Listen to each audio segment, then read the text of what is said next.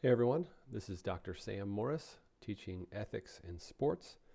Today I'm going to be talking about the role of charity and philanthropy as it relates to sports.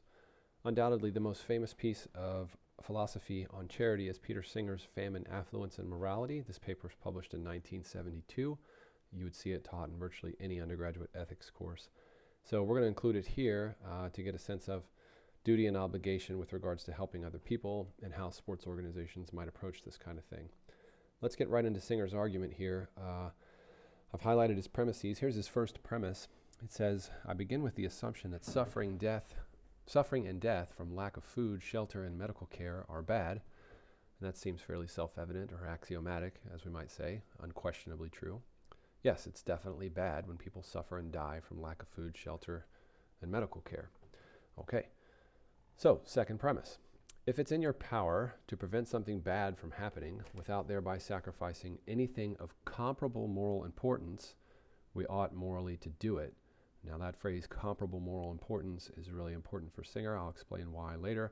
But what he's saying here is if you can stop something bad from happening without comparable loss yourself, then you're obligated ethically to do that. If I can save a drowning person without risking drowning myself, then I should do that, because drowning myself would be a comparable moral important loss.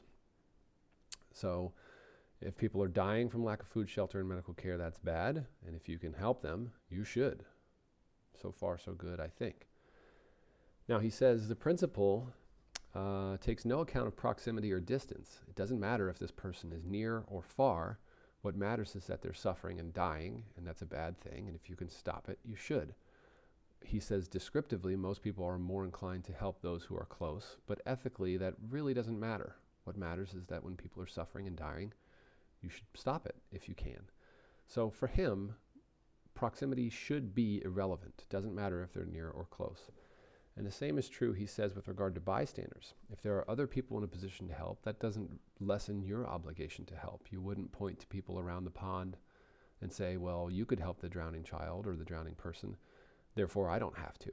No, he says, what ultimately matters is that someone helps the drowning child or helps the person in need, if in fact they can do so without comparable loss. And so here's just a little passage where he's defending that idea. He says, should I think that I'm less obligated to pull a drowning child out of the pond if upon looking around I see other people who could help just as well who are not doing anything to help? And he says, no, of course you should help. So proximity is irrelevant, he thinks. Bystanders are irrelevant. What matters ultimately is that the person in need gets the help that they need. And he says here, you'll notice that this argument kind of destroys the traditional distinction between duty and charity. Most people think that charity is what we call supererogatory, that is to say, above duty. It's nice if you do it, but it's not required. And he's saying, no, it's actually required. Duty is requirement, by the way, obligation.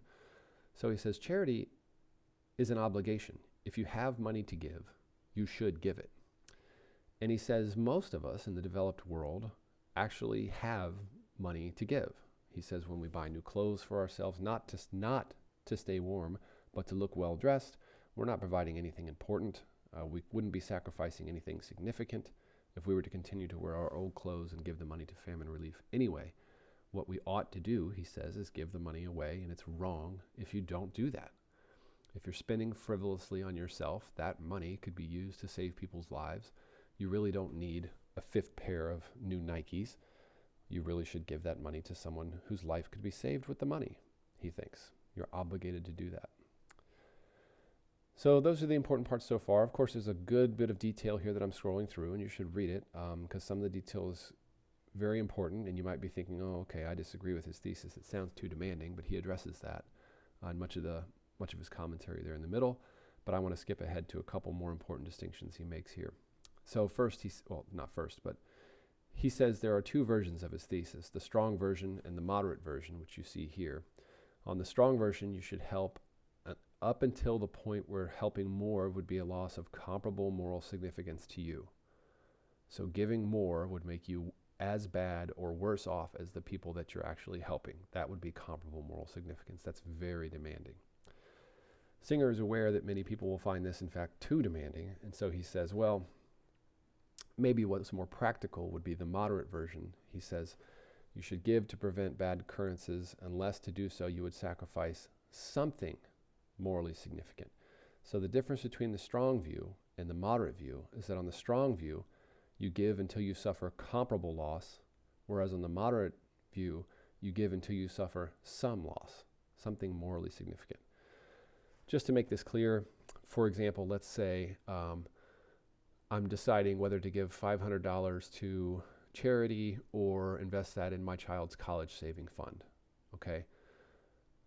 Okay, so would the money that my child loses be a comparable moral significant loss to someone whose life could be saved with the $500? No. Saving someone's life is a greater consequence than putting $500 towards a college fund. So on the strong view, that money should go to save the person's life. Whereas on the moderate view, $500 towards my child's college fund is, quote unquote, something morally significant because it has the potential to dramatically improve the overall lifetime earnings and quality of my child's life. So it's something morally significant. It's not comparable, but it's something.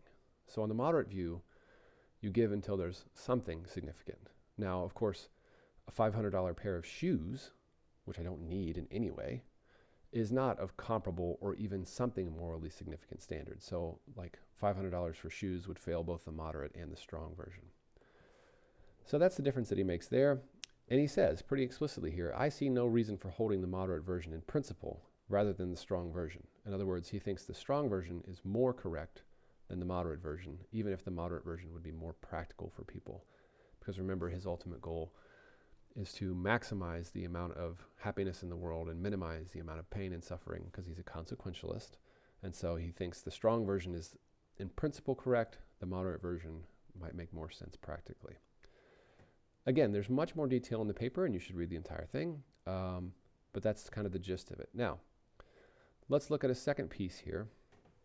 This is from a guy named Theron Poomer. It's a paper called Whether and Where to Give. He somewhat disagrees with Singer, but he makes an important distinction at some point in the paper here. This is in section 5. You can see we're 7 pages in. He calls this, he's referring to the common assumption, which is the idea that when people donate money, they can give it to any place they want because it's their money after all, and there's no ethical argument why you should give it to charity A over charity B. But Singer disagrees. He says you might have optionality, see here, optionality whether to give. So maybe I give you money, maybe I don't. But you might not have optionality with regards to where to give. In other words, if you decide to answer this part yes, if the option to give your answer is yes, then you might not have an option on where to help. In fact, he says you have to give it to the best possible place.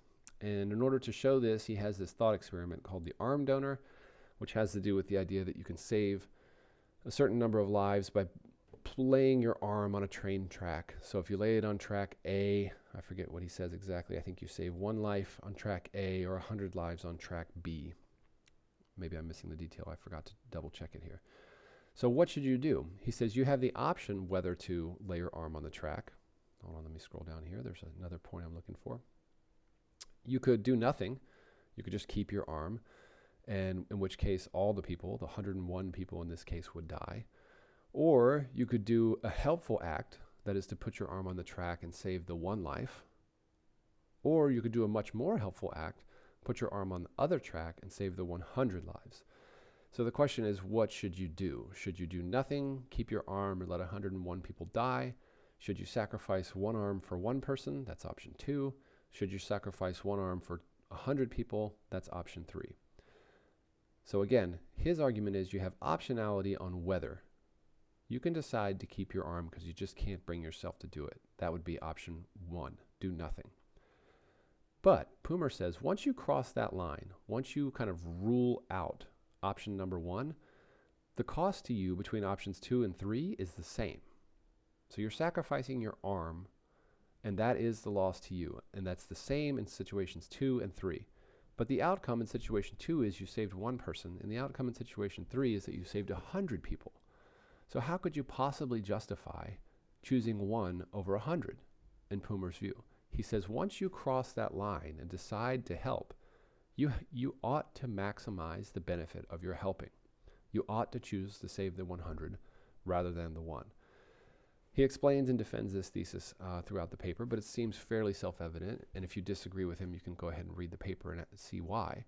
But the reason that this is important is because if you have optionality with regards to whether to give, but no optionality with regard to where to give, then you have to find the giving opportunity that represents option number 3. You have to maximize the benefit of your giving. And so to see how this works in the real world, here's Singer. He's talking about charity again here. This is in a Washington Post piece in 2013. He says, heartwarming causes are nice, but let's give to charity with our heads. Let's think about this. The heartwarming cause here is the case of Bat Kid in San Francisco. Some estimations that the Make-A-Wish Foundation spent something on the order of millions of dollars for this child to have a day as Batman. But Singer says here, like, okay, Make-A-Wish doesn't disclose individual cases, but they do say that they spend about $7,500 per wish granted.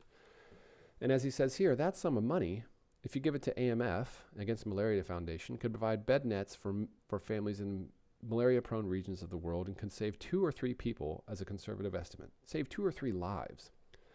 Or you could donate to the Fistula Foundation and pay for surgeries of 17 mothers, which will enable their bodies to heal from a obstetric fistula, which if you don't know what that is, you can look it up. It's terrible, terrible thing. And so you could prevent 17 of those. Or you could restore eyesight through the SIVA Foundation, treating trachoma, and protect 100 people from losing their eyesight. So his point here again is like, okay, you've crossed the line. You've decided to spend money, in this case $7,500. You could make 1 kid happy for a day, or you could save 2 to 3 lives from malaria, 17 obstetric surgeries, or hundreds of people from getting blind. So option number 3, like he gives you several options of option number 3. He says, yes, of course it's good that you gave Bat Kid a nice day, but that's option number 2, and you could do a whole lot more good with spending that money more efficiently. And he also points out, this is important for us as well, many Americans simply don't understand the way that our global philanthropy works. So you can see this passage here. He says, well, we already pay taxes and the American government sends money to foreign aid. But people have a pretty big gap. Remember the illusion of explanatory depth in their knowledge about how we help people around the world. So, for example, here, a 2013 survey of Americans said that they thought that 28% of the federal budget goes to foreign aid. So more than $1 in $4 goes to foreign aid in America. That's what people think when they were polled. And that's consistent with the 1997 poll as well. People answered 1 in 5 there. So when you poll people, they say $1 in $4 goes to foreign aid, or $1 in $5 goes to foreign aid. And he says the correct answer both then and now is approximately 1%. So Americans think that 1 in 4 or $1 in $5 is going to foreign aid, when in reality it's 1 in 100 that goes to foreign aid, a little bit less than 1 in 100. And his point here is the bystander effect, right? You can't sit back and say, well, these people need to be helped because they're dying from lack of food, shelter, and medical care, but I'm not going to help them because the government helps them. And his answer basically is, no, they don't. And so you can help these people. You should help these people. You don't need that $8 Starbucks drink. You don't need a $500 pair of shoes or a luxury sedan. These people's lives are on the line, and they can be saved through effective altruism or effective giving, he thinks. So those are the main important points here. That's from Singer's paper. You can go back and read these yourself. But the broader point for us is that sports organizations do this.